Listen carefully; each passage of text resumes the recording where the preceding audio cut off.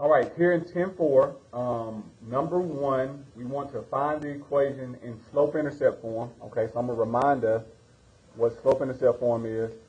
Y equals mx plus b. Okay, we're given the slope is 0, and the ordered pair is -2, -1. Okay, so m equals 0, and we have a point, -2, -1. One thing that you can do is either you can use slope-intercept form or you can use point-slope form. Since they've given you point and slope, they want you to use point-slope form. But we want to end up in this form at the end of the day. So I'm going to write point-slope form. Y minus y1 equals m times x minus x1. So we're going to plug in slope and the x and y value to this equation. So -1 is going here. When I plug in y minus a -1, that's going to become positive, equals 0 times x minus my x value of -2. So that also is going to become positive. So we end up with y plus 1 equals 0 times all of this is just going to be 0. Okay, so it doesn't matter. It will be x plus 2, but it's going to be 0 because we're multiplying by 0. And then lastly, we will subtract 1 from both sides to get y by itself. And we end up with y equals -1. So this equation is just going to be a horizontal line, y equals -1.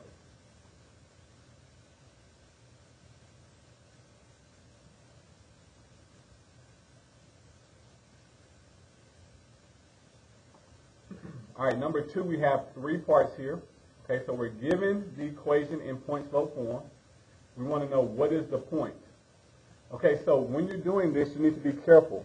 Be mindful of what the equation is. Okay, so here's number 2.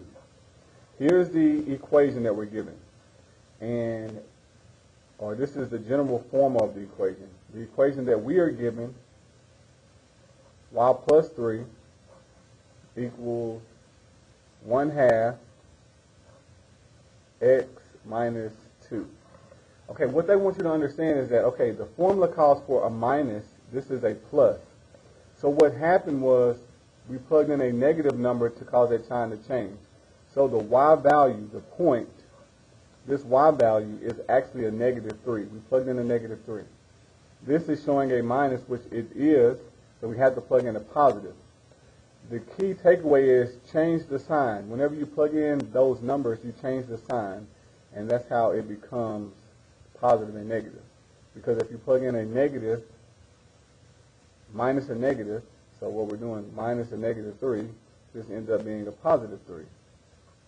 So that sign changed, this sign also changed. So the point is +2, -3, and the slope, which we can see is right there, is 1/2.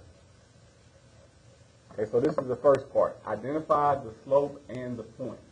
So 2, -3, and the point is 1/2.